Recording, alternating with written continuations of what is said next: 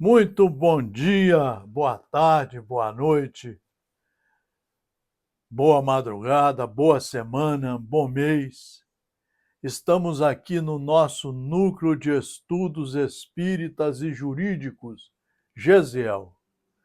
É um núcleo formado por nós, Marcelo Paes Barreto, em 1968, há mais de 50 anos atrás.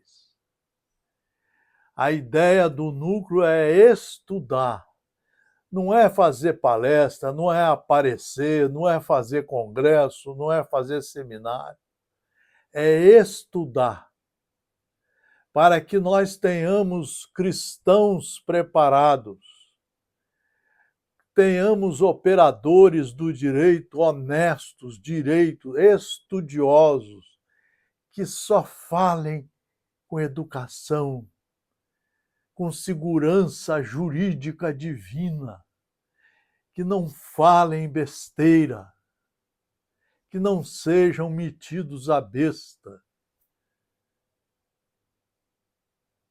Nós do direito e nós da religião, que são a mesma coisa, nós seguimos o sermão da montanha de Jesus. Humildade, simplicidade, coração limpo, misericórdia, respeito a tudo e a todos, educação moral e cívica, brandura, coração brando, harmonia com a vida, respeito com todos os nossos irmãos e instituições, e a pacificação do mundo. Esse é o trabalho dos homens que se conscientizam como filhos verdadeiros de Deus. Filhos de Deus. Olha o que diz o primeiro livro da coletânea de 5 que formou a doutrina espírita e que veio completar o cristianismo. Na pergunta 627, prestem atenção. A ideia aqui é estudar, é fomentar o estudo. Uma vez que Jesus ensinou as verdadeiras leis de Deus, qual a utilidade do ensino que os espíritos dão? Terão que nos ensinar mais alguma coisa? Os espíritos superiores. Jesus empregava a miúde, na sua linguagem, alegorias e parábolas, porque falava de conformidade com os tempos e os lugares. 2000 anos. Faz-se mister agora que a verdade se torne inteligível. Daí a vinda do Consolador prometido. Faz-se necessidade que a verdade se torne inteligível para todo o mundo. Muito necessário é que aquelas leis sejam explicadas e desenvolvidas. Tão poucos são os que as compreendem e ainda menos os que as praticam. A nossa missão consiste em abrir os olhos, em abrir os olhos e os ouvidos a todos, confundindo os orgulhosos e desmascarando os hipócritas, os que vestem a capa da virtude e da religião a fim de ocultarem suas torpezas. É o que mais tem hoje no mundo. Pessoas se escondendo atrás dessas capas de suas torpezas para enganar o povo, o mundo, os políticos, muitos palestrantes, muitos religiosos fazendo isso. Eles não estudam, mas querem enganar os outros. O ensino dos espíritos superiores tem que ser claro e sem equívocos, para que ninguém possa pretextar ignorância e para que todos os possam julgar e apreciar com a razão. Estamos, diz ele, os espíritos superiores, estamos incumbidos de preparar o reino do bem que Jesus anunciou. Daí a necessidade de que a ninguém seja possível interpretar a lei de Deus ao sabor de suas paixões, sem nem falsear o sentido de uma lei toda de amor e de caridade. 99% dos palestrantes não estudam nada, não sabem estudar.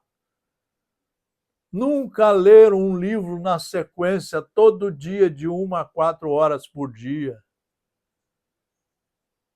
E querem fazer palestras. São criaturas que estão enganando, cometendo crimes de lesa pátria. Tem padres fazendo isso, pastores estão assim, ó. Eles querem misturar política com corrupção, querem tirar o dinheiro das criaturas, construir palácios. E os espíritas também estão indo nessa água. Quando, na verdade, nós deveríamos ter o Evangelho como o roteiro, o único roteiro para estudar as leis de Deus, nos reformar e nos tornarmos pessoas dignas, obreiros do Senhor.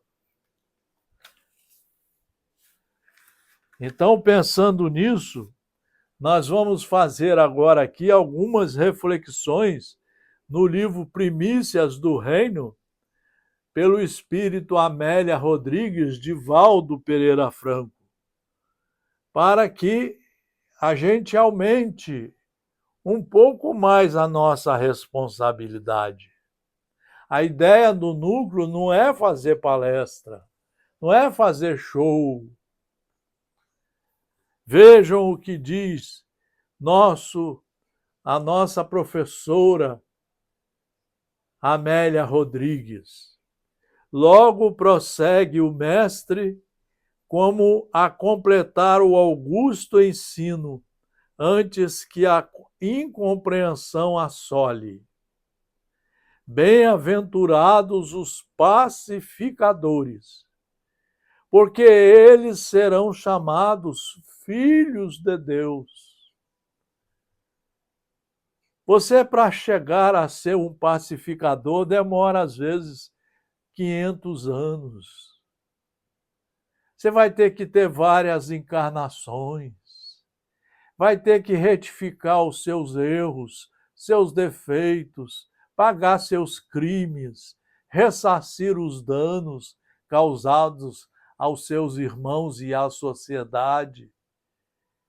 Vai ter que estudar tudo de novo como aluno reprovado para que possa, já enquadrado nas leis de Deus, trabalhar subindo os degraus da perfeição.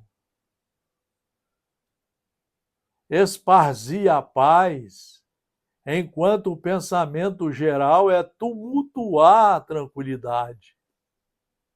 Nós temos que saber trabalhar pela paz, porque hoje a sociedade de 2025 são mais de 20 guerras no planeta Terra, muita corrupção, a maioria das religiões enganadas, a maioria das religiões composta por pessoas que não sabem estudar, que não sabem nem ler um livro, ler é uma coisa, estudar é outra, que matam muitas aulas, só querem saber de milagres. Eles acham que vão viver de milagres. Então, os pensamentos estão totalmente errados. Vejam a violência. Vejam o nosso Brasil, com a metade da população passando fome.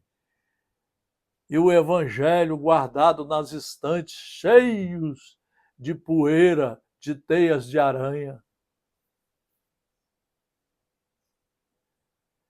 Herdarão a terra os filhos de Deus, porque estes, mansos e cordados, serão brandos de coração quando estudarem. Brandura, que é coragem de enfrentar o forte sem o temer, submeter-se sem ceder ao império da força, dominar a ira e vencer-se para pacificar. Você precisa vencer aos seus dramas, seus erros, ter coragem de corrigi-los, ter coragem de reconhecer que é um aluno reprovado e começar tudo de novo. Você tem que ter coragem, não é fácil. Só fazer o bem. Trabalhar a benevolência em todos os sentidos da sua vida.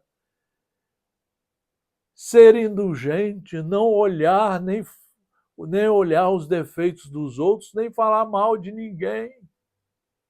Nem falar mal de ninguém. Senhores diretores, senhores palestrantes, não vá cometer calúnias. E perdoar. Nós não sabemos ainda o que é perdoar.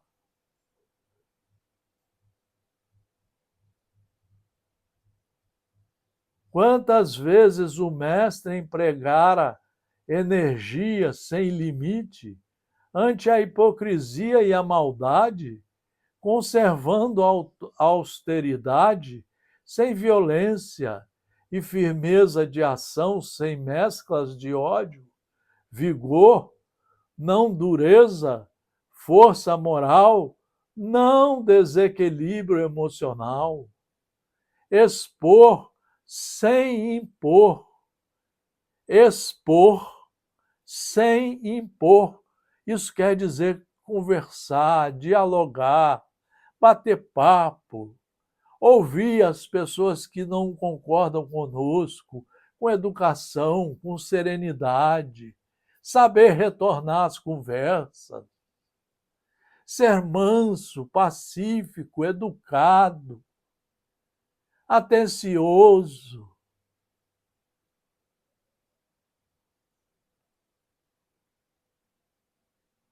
Clarear as mentes sem as subornar ou submeter, conduzir sem escravizar. Conduzir sem escravizar ninguém.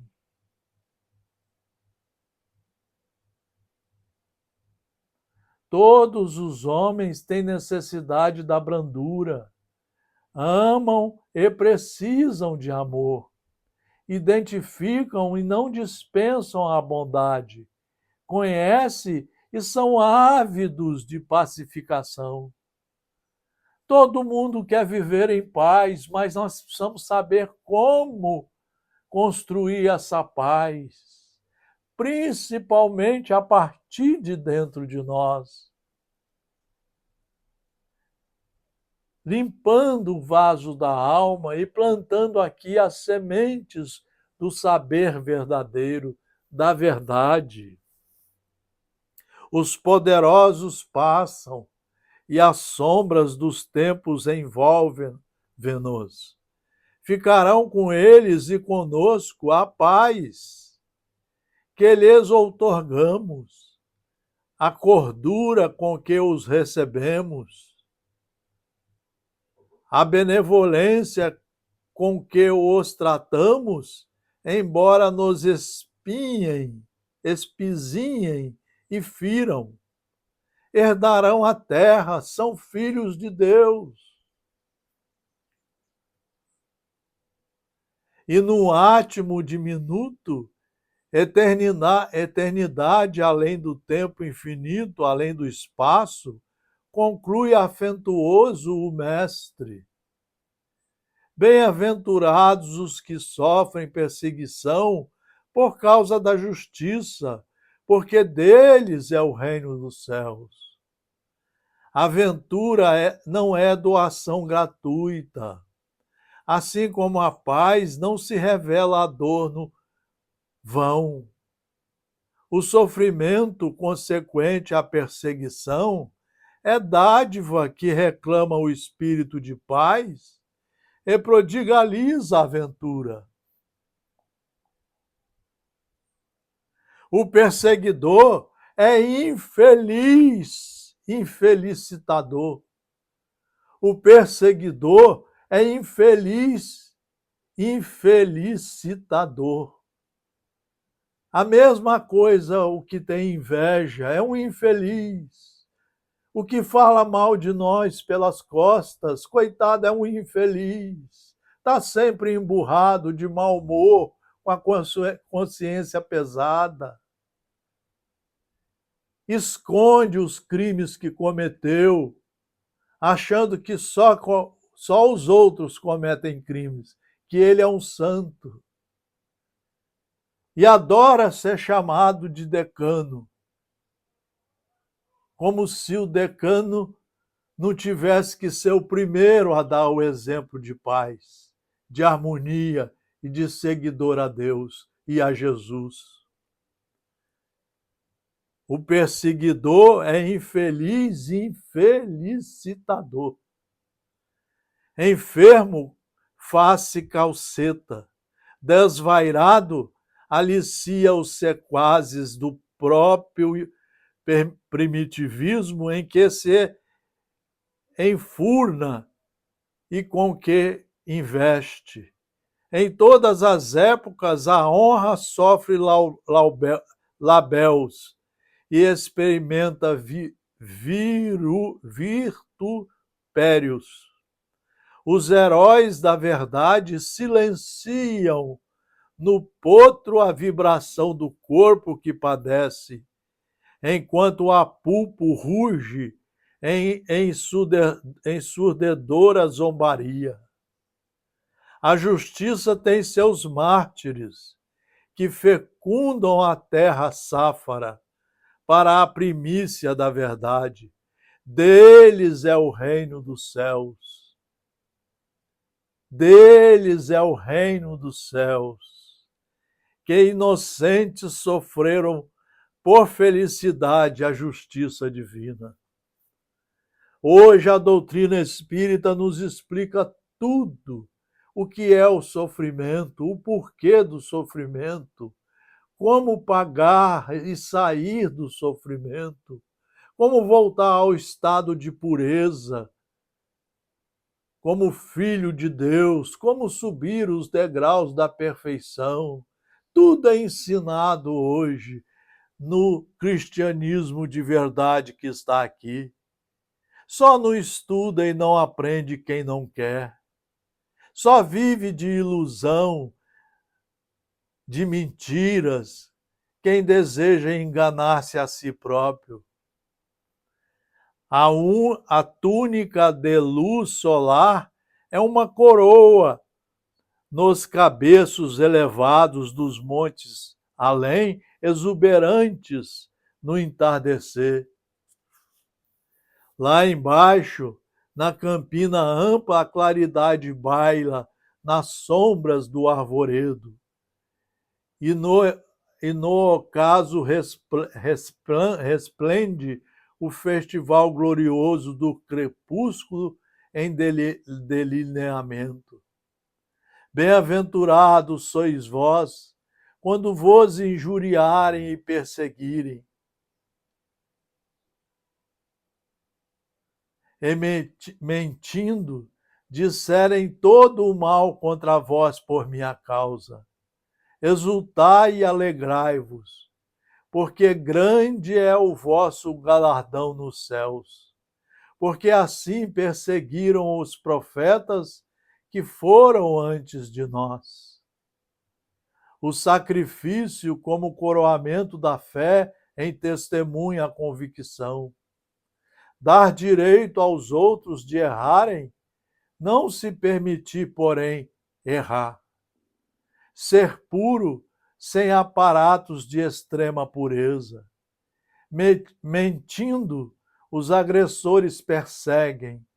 Tranquilo, o agredido permanece inatingível. A lama da mentira não enodoa o alvinete da pureza. Mãos limpas de crimes, coração puro, espírito reto. Esse é o papel do cristão de verdade. Os vanguardeiros da verdade encontram-se tão empenhados na extensão do lídimo ideal que não tem tempo para a dissídia nem a chicana. Não se lembram de defender a honra. Não recordam de justificar os atos que as convivências humanas mordazes apulpam. Estão a serviço da causa do Cristo, estendendo as dimensões imensuráveis do amor. Sua abnegação e conduta falam mais expressivamente do que suas palavras. Sua honra é o vero labor.